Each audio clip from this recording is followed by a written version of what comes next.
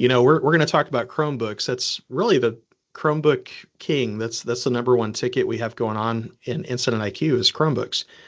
And so today's training is all about how do you approach Chromebook tickets. And I'm not going to focus so much on here's how you replace an LCD, a keyboard, a battery, system board. I think you guys are getting plenty of practice with that. We're going to talk more about the configuration side when it comes to Incident IQ, and then also what does right look like when working those tickets. And I know Todd had briefly mentioned that I'm looking at tickets as an audit by the end of the month. It's not just me, it's actually me and the sysadmin team.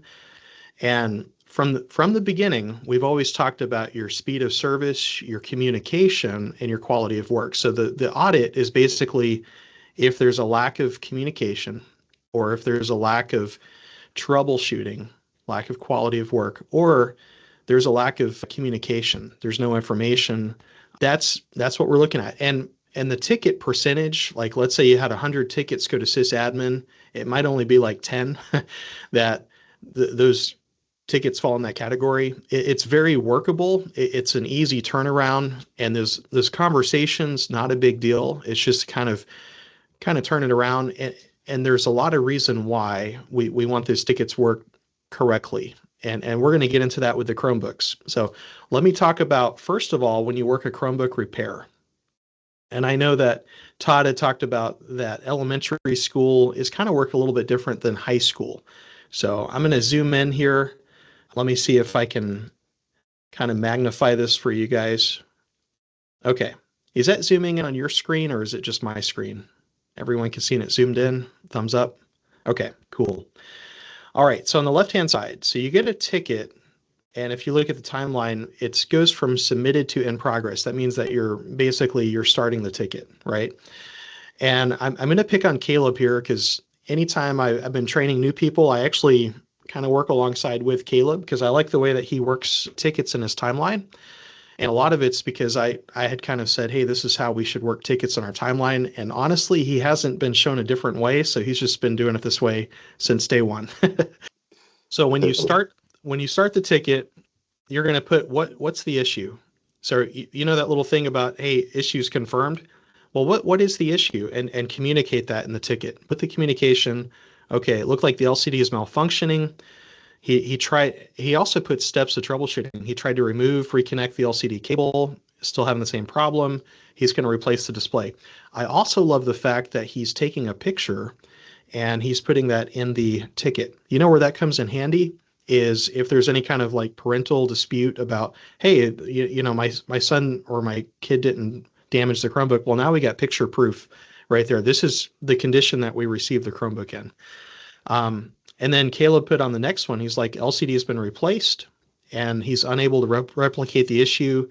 Chromebooks is ready for service, returning device and closing ticket. So he's putting on there that, he's testing it out. So not only do you replace the part, but you test it out and make sure it's functional, it's working. You don't want to just swap a part without testing it. And then it's just going to create a cycle. And then he also added the part to the ticket. I like how he adds the part to the ticket and then he resolved the ticket out. Okay. So that's a good timeline. And it doesn't take a lot of time to do that, honestly. And for everyone who has their work iPhone, make sure that you change the picture. If you go in the settings and camera, make sure it's most compatible. Otherwise, if you keep it on the HEIC format, it's going to be hard to see those pictures in the ticket. And when you change that to most compatible, it's going to be a JPEG format. And that's going to be another pro tip. So make sure we're doing that. On the right side, it's pretty much the same thing. He's going from submitted to in progress.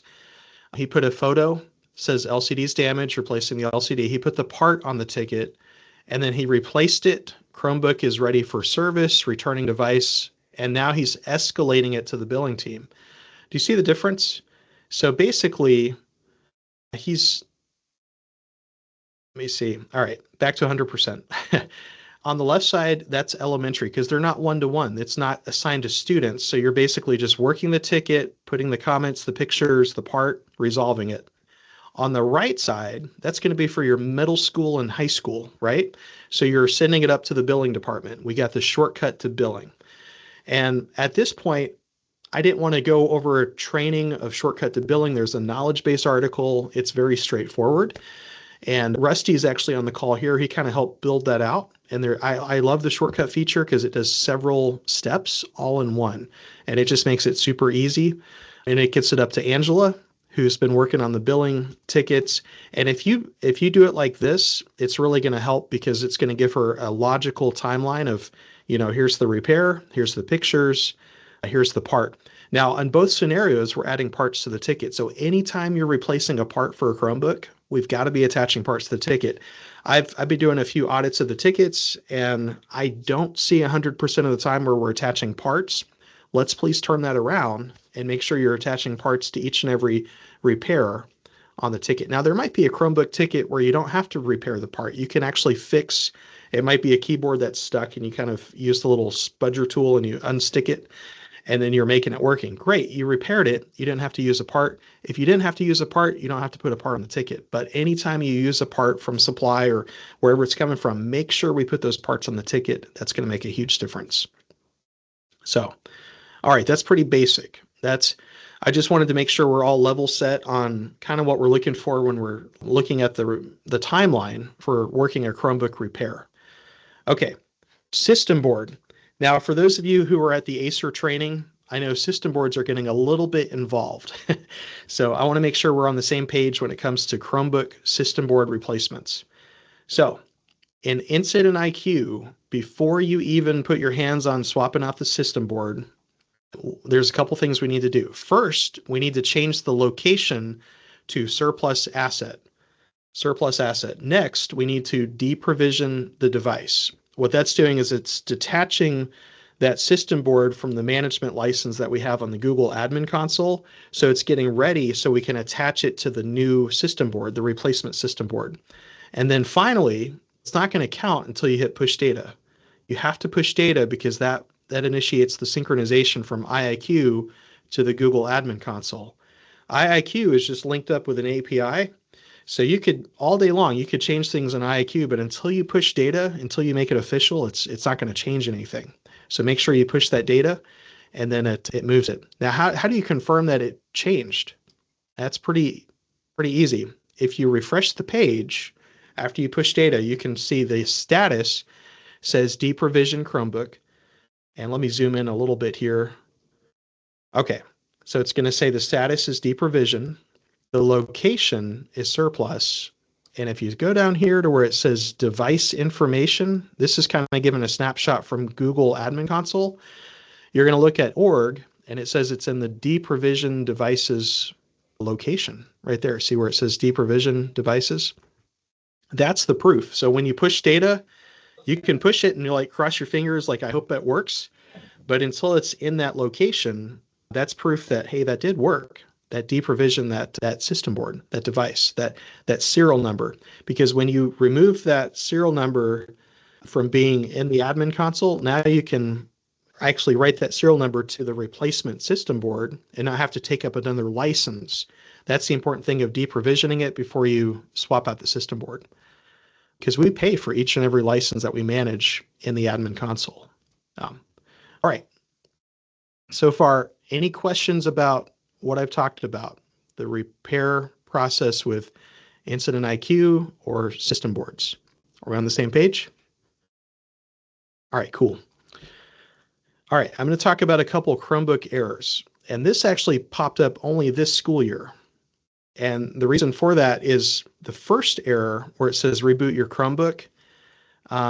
That's because if it's kind of in a checked in status and it's waiting to be checked out, but the Chrome OS is out of date, it's going to say to reboot. And when you reboot, it just keeps looping the same screen. I saw this firsthand. And I was actually working with Rusty on this. So I was like, hey, why is this happening? And we found out, oh, it's out of date. It's got out of date software. And so how do you fix that? You have to update the OS with the Chromebook recovery utility. So if you, on your tech laptop, if you go to Chrome and you look at the extensions, you have the Chromebook recovery utility. You can build a flash drive that has that make and model. So that's the Dell 3100. And you could just build a brand new Chromebook recovery utility flash drive, do escape refresh power, and plug in the flash drive and then just run that system. So that's going to update the software for that Chromebook, and that'll take away that error message right there. It's probably few and far between that you see that, but that will help. Yes, Nolan, you got your hand up?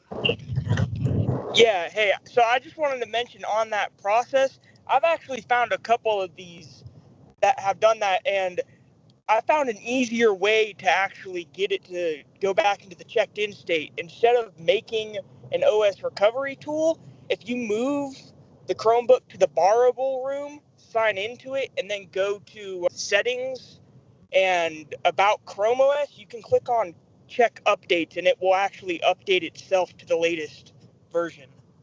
Yes, and that's a good call out. You know, I said it this way because there might be a scenario where it's not communicating. And it may, even if you change it in IAQ and you push the data, if it's not communicating or updates, then you'll have to use that Chromebook recovery utility. Otherwise, yes, you're spot on, Nolan. Change it to borrowable, sign into it, and then update it, and that'll definitely help. So that's a good call out. Yes, sir. Okay, thank you. All right. Yeah, and I also think we've also had some to where the serial number on the bottom of the Chromebook didn't match the serial number on the motherboard. So I've had situations where somebody was copying what was on the bottom of the mother or the case, and it never would fix it. And it was because the machine actually had a different serial number, because when somebody had worked on it, they changed it to the wrong one. So yeah, there's a few ways to fix it, but that's a good one. And make sure whenever you shim or reserialize the system board, it is case sensitive. So you don't want to put lowercase letters. Make sure it's all uppercase, especially in those scenarios, because that could create like the mismatch of the serial numbers, because it'll actually create a new license for that lowercase system board serial number. And then on the right side, we've probably seen that by now, but it's in checked in status. They try to check it out. They put in the right information, but it's not letting you check it out. What would cause that? And so what we found is it's simply set in the borrowable room. You need to change it back to student. Just change it back to student and then reboot the Chromebook. Well, either checked in, borrowable to checked in would be ideal, because then you can check it out to a student. Or if you already have a student that you're trying to attach it to, you can put it to student and then make sure you put the student number in IIQ and then push that data. So you could do either or, student or checked in. But I guess preferably checked in. Just little FYIs if you see those error messages pop up. And I'm sure we've seen a couple of those this school year, but all right. Let's talk about rooms. Okay, so I'm going to talk about the process. So if you ever look at the timeline, so if you're sitting in front of Incident IQ right now and you search a Chromebook serial number in Asset Explorer, there's a section called Timeline. I'm going to explain the timeline to you guys a little bit, just to kind of give you a little bit of insight. And I'm going to pick on Maryland because I like how this timeline worked out. All right, so back in July, this Acer Chromebook was set to checked in. Okay. On August 7th, this Chromebook was then switched over from checked in room to student. So it was checked out to student Eli. Eli has this Chromebook checked out to him. And so he probably used the instinctive application where it says check in, check out, and he checked it out to himself, and now it's attached to Eli. Now if you fast forward, you've got David Miller submitted a ticket on January 14th for this Chromebook saying it won't power on. So then what happened is Marilyn worked the ticket and she changed the room from student to checked in, and then she removed the owner. It says previous owner was Eli, but now it has no owner. We removed the student and we put it to checked in, and then we repair it. And as an option, you can set it to borrowable if you need to sign into the Chromebook for whatever reason as you're doing the repair. And that way, all day long as it's borrowable, you can use the Chromebook, you can sign into it, you can work on it. And then once you finish repairing it, you want to make sure that there's no owner attached and it's in checked in status. And then that's the repair cycle. So you return it, and then look here on January 29th, it looks like it got checked out to another student. So they went from the checked-in room to student, and then it had a previous owner. It shows was Eli, but now it's got the new student owner right there. This is also important to look to whenever you do shortcut to billing, because they might say, well, who was the last owner of the Chromebook? And that's a quick way to look. You can see the logical flow right here if you just look at the timeline and see, kind of what's the flow of what were the changes that happen over that time. So I just wanted to get everyone on the same page with that whenever you're looking at rooms and the different statuses of the Chromebook. So, all right, let me zoom back out. Okay. So far, it's pretty straightforward, and I like how this is all set up. It's not that complicated, but anytime you're working Chromebooks, I'd like for everyone to have Incident IQ pulled up next to them, just because we want to set the Chromebooks properly, and especially before you return a repaired Chromebook, make sure there's no owner attached and it's back in the checked-in room, because I think we had a little bit of feedback from the media specialist or the ETCs where they're like, well, it wasn't ready to be checked out to a student, and there was a little bit of frustration. You're like, who's the responsibility fall back on? And because the site technician is the last one who had hands on the Chromebook repairing it, we kind of said, okay, well, we will make sure that it's in the right status before we return it. That's just part of the check. So not only are you checking, hey, the LCD looks good, that's functional. In Incident IQ, just take a minute just to make sure it's set properly, that there's no owner and it's in the checked-in room and it's ready to be checked out. So that'll help tremendously with everyone. So, all right, I'm going to show you guys this quick little tutorial about rooms as we get a little bit deeper. It's not just about checked-in or borrowable or student. There's a few more rooms we want to be aware of. So let's take right here. So when you edit the asset, and you change the room. So I'm going to switch this one real quick to borrowable. And I don't think it's going to impact it. Let me see. Okay, save the changes. So if you scroll down here, it's going to say org. Right now it's in this container of students, central office BOE. And we're going to hit push data. Okay. And then I'm going to refresh my page. And then we're going to scroll down and see how on the org it says it's borrowable. So it changed it. So that's how I can prove that when I push data, it actually worked, is I'm looking at that org right there. Okay. All right.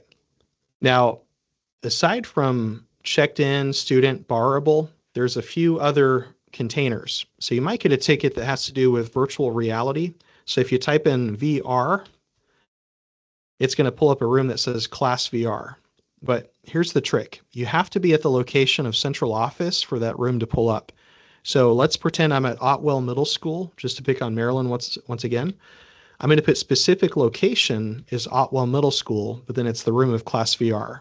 I'm going to save it, and then I'll push data, and it will move that to the container of class VR, which I'm not going to switch it over, but that just gives you an idea of where to look at. The other thing is, if I wanted to look at different kiosk modes, I've got kiosk. I'm going to type in the word kiosk, and I'm going to talk through a few of these. So Destiny, that's your media center. So let's say you have a Chromebook or a Chromebox that needs to be set for Destiny. That's how you change it. You just put it in the Destiny container. But for that, you're going to be at your specific location, and then you just type in the word kiosk for room, and that'll pop up Destiny. Free and reduced lunch, that's probably cafeteria. Google Form. Some of the sites, I just talked with Rusty a moment ago about some of the sites have different Google Forms that they want set up on Chromebooks, and that will send them a form to be able to add the link to. And so setting it to Google Form, that will force the Chromebook to only pull up that form. Instinctive kiosk. Instinctive has to do with our check-in, check-out system. So if a student has a Chromebook that they're bringing back to the media center and they need to check it back in, if it needs to be repaired, it's damaged, whatever, you want to put it, they might have in the media center just a specific Chromebook set up just to do check-ins. And so the media specialist or ETC, they may say, hey, I want to have this as a check-in kiosk. That's what they're talking about. It's an instinctive kiosk. That's the name of the app that does the check-ins. password reset kiosk. That's really like if students, they forgot their password and you want to set up a Chromebook just in the school just to do password resets, you can do that. Or even if it's staff or student, they can set up a password reset kiosk, and then that Chromebook or Chromebox would be specifically set up just for doing password resets. And then of course, like testing, there was another one for mock interviews we just recently had. So CTAE, if you type that in, there's a container for mock interviews. But I just wanted to give you guys, there's a lot of versatility when it comes to the IIQ and the Google Admin Console. And this is just a way to keep your hands clean and not have to mess around in the admin console, but you could do it from a distance at IIQ and then also see, hey, did this change? And then under org right there, under device information, you could see, okay, that did switch over to the place it was supposed to be. Well, this wasn't supposed to be Class VR or Otwell or anything, so I'm going to revert it back to the way it was. So I'm just going to clear that out. I'll clear that out because when I pulled that one up, it didn't have any of that information loaded. So I'm going to go ahead and do that, and I'll just push the data back over. But yes, here's something to note. If he was to change that information and not hit push data, nothing would have changed in Google. And then at 4 o'clock or 3 o'clock when the sync runs, that information would be changed right back.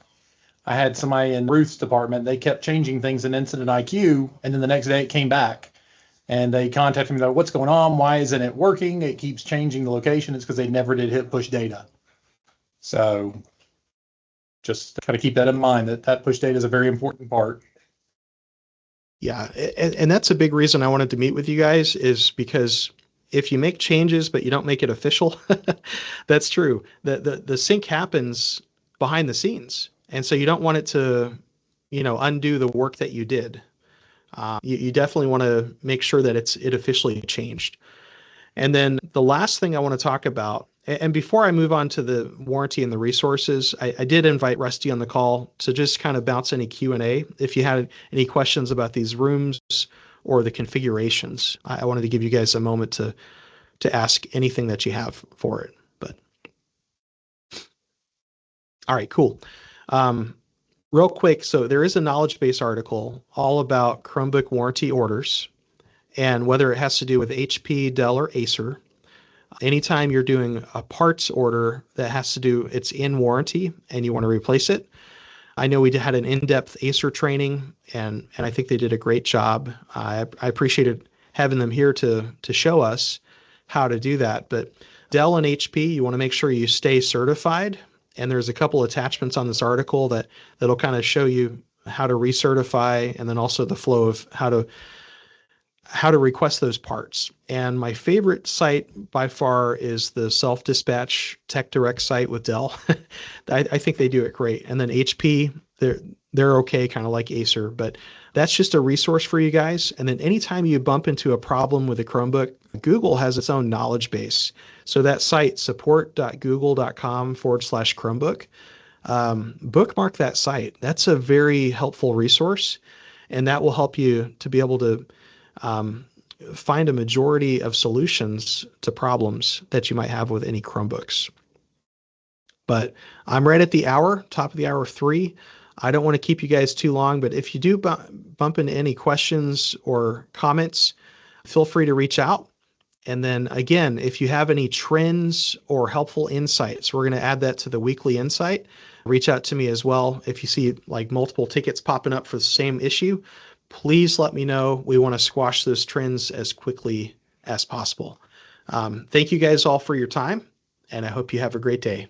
We'll see you.